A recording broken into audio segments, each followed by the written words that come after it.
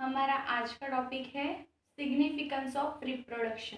इससे पहले जो क्लास हुआ था वहाँ हमने देखा था sexual end asexual reproduction end there types. अभी हम देखने वाले हैं significance of reproduction. What is significance? Significance means importance of reproduction. Living organism में जो रिप्रोडक्शन प्रोसेस कैरी होती है उसके इम्पोर्टेंस क्या है, that is significance of reproduction. हम देखेंगे one by one.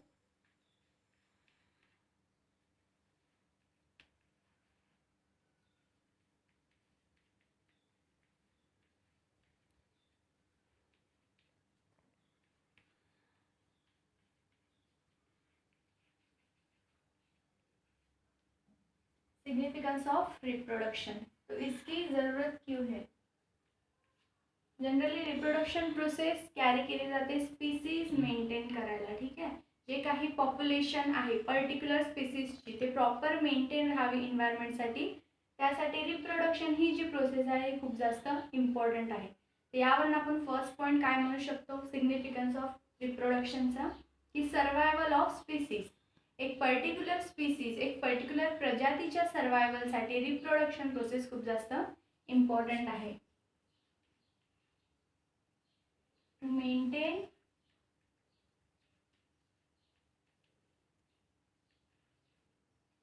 and to survive the species,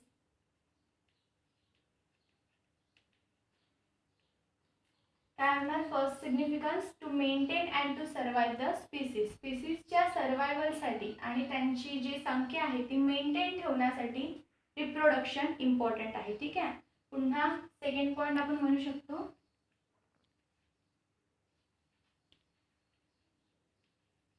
to increase number of population.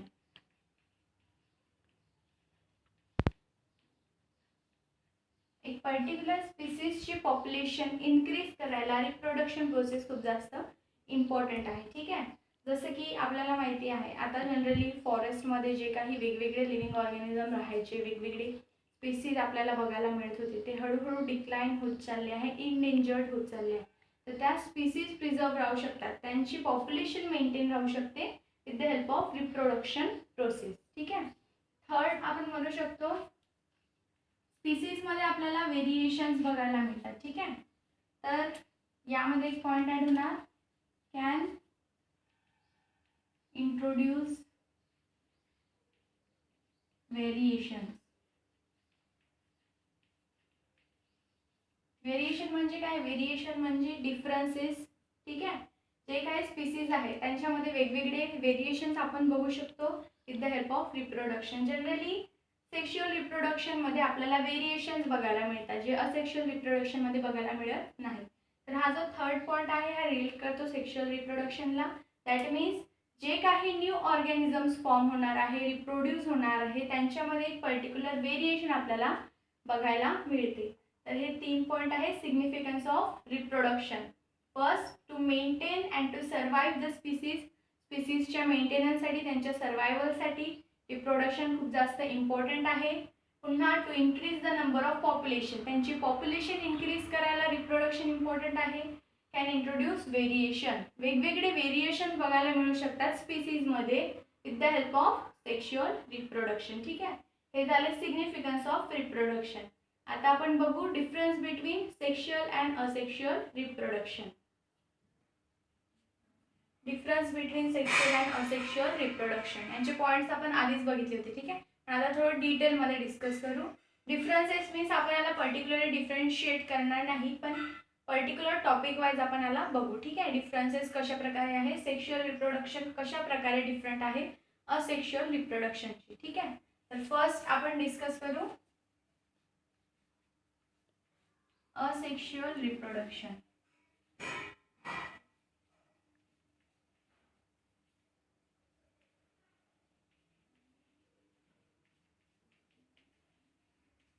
What are the characteristic of asexual reproduction. ठीक आहे, यामध्ये आपण फर्स्ट पॉईंट बघू.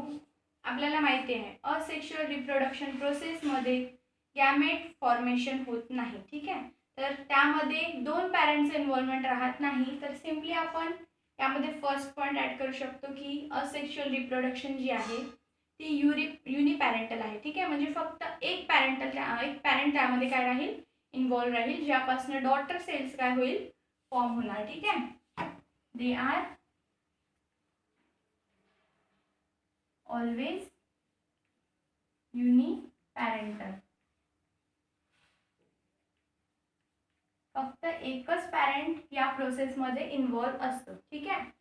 सेकंड, गॅमेट फॉर्मेशन होत नाही, म्हणजेच मेल आणि फिमेल बॉडी डिफरंट नसते. ठीक आहे, जे दोन्ही रिप्रोडक्टिव्ह सिस्टम्स आहेत ते एकाच ऑर्गॅनिझम मध्ये प्रेझेंट असतात, ज्याच्यामुळे गॅमेट फॉर्मेशन ते बघायला मिळत नाही. तर सेकंड पॉइंट आहे आपला, gamete formation is not occur.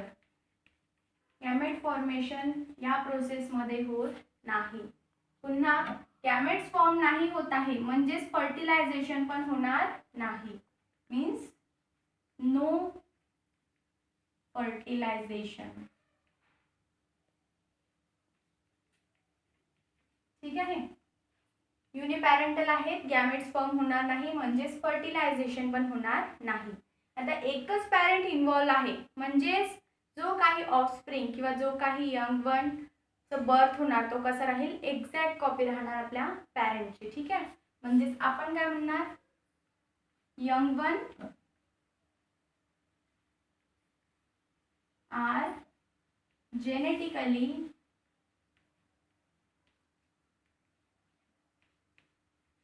Identical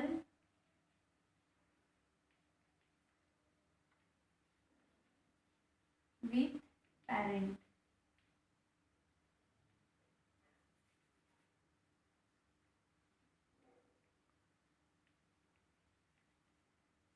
Young one are genetically identical to parent. जो काही पॅरेंट आहे त्याची एक्झॅक्ट कॉपी राहणार जो काही यंग वन राहील तो. ठीक आहे, म्हणजे जेनेटिकली सिमिलर राहील, त्यांच्यामध्ये आपल्याला व्हेरिएशन बघायला मिळत नाही.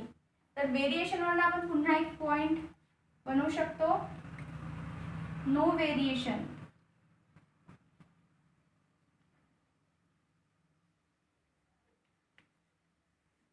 त्यांच्यामध्ये व्हेरिएशन राहणार नाही.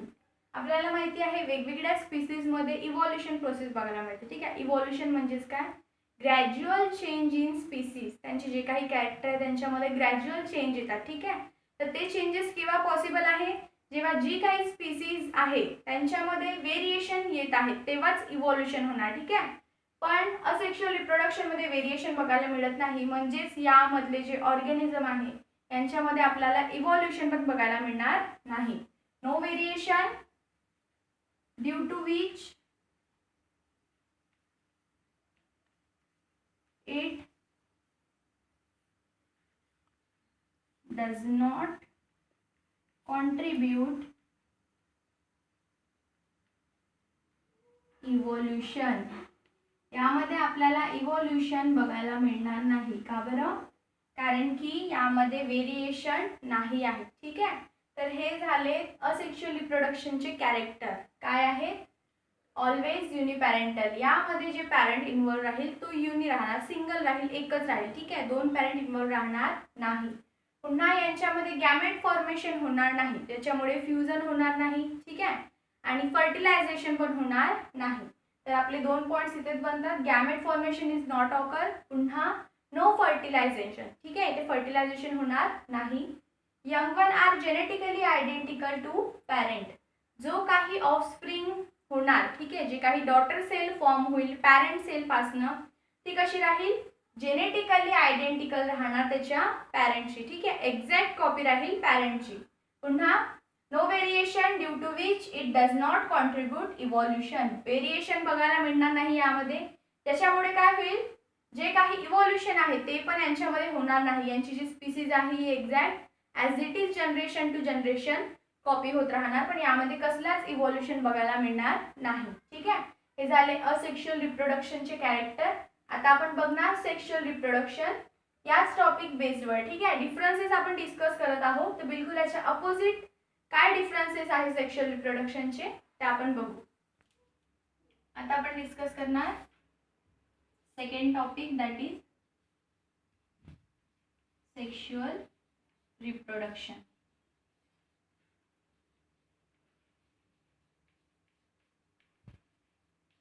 आपण यांचे डिफरन्सेस डिस्कस करत आहोत. ठीक आहे, म्हणजे वन बाय वन जे आपण असेक्शुअल रिप्रोडक्शन मध्ये पॉइंट बघितले तेच आपण अपॅरेंटली सेक्शुअल रिप्रोडक्शन मध्ये नोट डाऊन करणार. ठीक आहे, जो फर्स्ट पॉइंट काय बघितलं होतं आपण असेक्शुअल रिप्रोडक्शन मध्ये, ते कसे असतात, युनिपॅरेंटल म्हणजे एकच पॅरेंट इन्व्हॉल्व असतो. ठीक आहे, तर यामध्ये काय होणार, इन्व्हॉल्व राहणार बाय पॅरेंटल.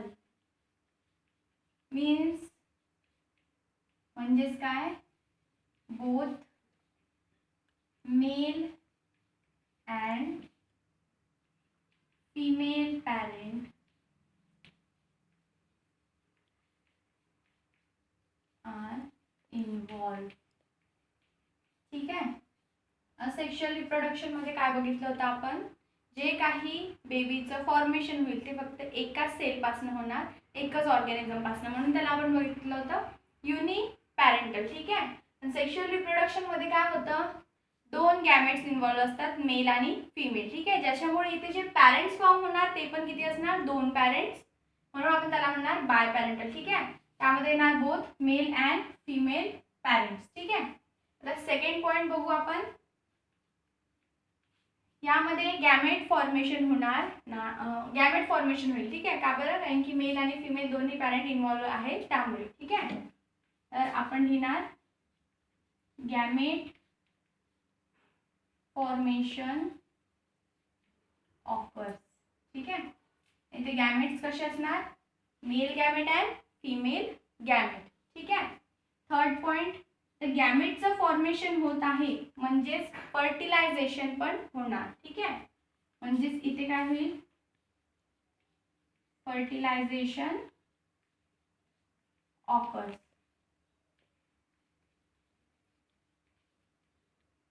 सेक्शुअल रिप्रोडक्शन मध्ये काय होईल, दोन पॅरेंट इन्व्हॉल्व राहील, गॅमेट्स फॉर्म होईल, मेल गॅमेट आणि फिमेल गॅमेट, त्यांचं फ्युजन होणार म्हणजेच फर्टिलायझेशन होणार. फर्टिलायझेशन झाल्यामुळे जो काही झायगोट फॉर्म होत आहे त्यापासून इम्ब्रिओ फॉर्म होईल, मग एक न्यू इंडिव्हिज्युअल फॉर्म होणार. ठीक आहे, पण जो इंडिव्हिज्युअल राहील तो एक्झॅक्ट कॉपी राहणार नाही, कोणाची, पॅरेंट्सची. का बरं, कारण की यामध्ये दोन पॅरेंट इन्व्हॉल्व आहे. ठीक आहे, असेक्शुअल रिप्रोडक्शन मध्ये एकच पॅरेंट इन्व्हॉल्व होता, ज्याच्यामुळे जे काही ऑर्गॅनिझम फॉर्म होत होता तो जेनेटिकली एक्झॅक्ट होता, जेनेटिकली आयडेंटिकल होता त्यांच्या पॅरेंटशी. ठीक आहे, पण इथे तसं होणार नाही, म्हणून इथे काय येणार, मग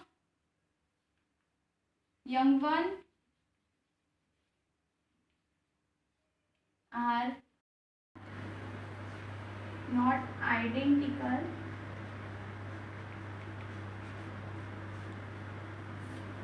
to parents.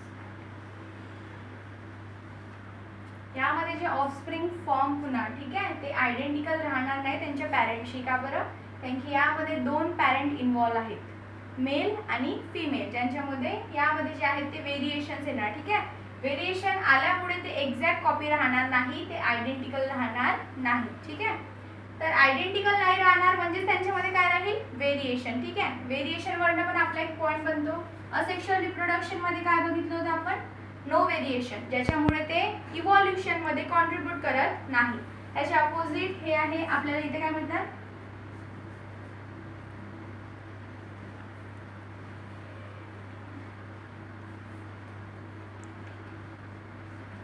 इथे आपल्याला व्हेरिएशन बघायला मिळते. ठीक आहे, त्याच्यामुळे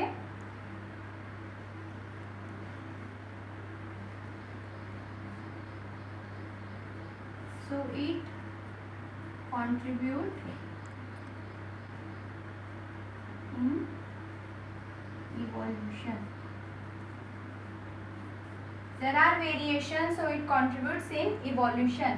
सेक्शुअल रिप्रोडक्शन मध्ये आपल्याला व्हेरिएशन्स बघायला मिळतात, ज्याच्यामुळे काय होणार, हे व्हेरिएशन्स मुळे इव्हॉल्युशन कॅरी होतं स्पीसीज मध्ये. ठीक आहे, जे कॉम्प्लेक्स लेवल ऑर्गॅनिझम्स आहेत ज्यांच्यामध्ये सेक्शुअल रिप्रोडक्शन आपल्याला बघायला मिळते, ज्यात दोन पॅरेंट्स इन्व्हॉल्व असतात, मदर आणि फादर, ठीक आहे. ज्यांच्यामुळे जे यंग वन राहील त्यांच्यामध्ये व्हेरिएशन्स येतात, ते एक्झॅक्ट कॉपी राहत नाही, ज्यांच्यामुळे जे काही छोटे मोठे चेंजेस होतात, जेनेटिक चेंजेस येतात, त्यांच्यामुळे त्या स्पीसीजमध्ये आपल्याला इव्हॉल्युशन बघायला मिळते, ग्रॅज्युअल चेंज बघायला मिळते, ठीक आहे. तर सेक्शुअल रिप्रोडक्शनमध्ये काय होणार, इव्हॉल्युशन कॅरी होतो, पण असेक्शुअल रिप्रोडक्शनमध्ये कॅरी होत नाही, ठीक आहे. हे झाले सेक्शुअल रिप्रोडक्शनचे कॅरेक्टरिस्टिक. बायोपॅरेंटल असतात, गॅमेट फॉर्मेशन होते, फर्टिलायझेशन बघायला मिळते, त्याच्यामुळे जे काही यंग वन आहे ते आयडेंटिकल राहणार नाही पॅरेंटशी. पुन्हा व्हेरिएशन असते, ज्यांच्यामुळे काय होणार, यांच्यामध्ये आपल्याला इव्हॉल्युशन बघायला मिळते, ठीक आहे. हे झालं सेक्शुअल रिप्रोडक्शन बद्दल. बाकीचा जो टॉपिक आहे आपण नेक्स्ट क्लासमध्ये डिस्कस करू.